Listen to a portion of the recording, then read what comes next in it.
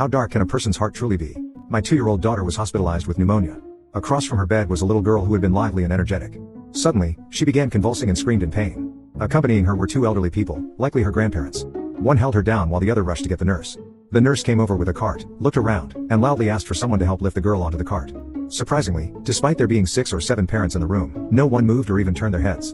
My wife signaled to me to go help, so I quickly lifted the girl onto the cart, and the nurse wheeled her away, with her grandparents following behind.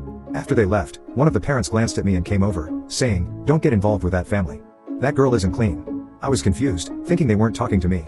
After a while, the nurse returned with the girl, and again I helped lift her back onto the bed. The grandparents were deeply grateful. I asked the girl's grandfather if she had epilepsy, as one of my colleagues had similar symptoms. The grandfather sighed and said, "If it were epilepsy, that would be easier to deal with. She's been to every major hospital in the country, but they still can't figure out what's wrong. She looks perfectly fine, but she has these unpredictable episodes." After chatting for a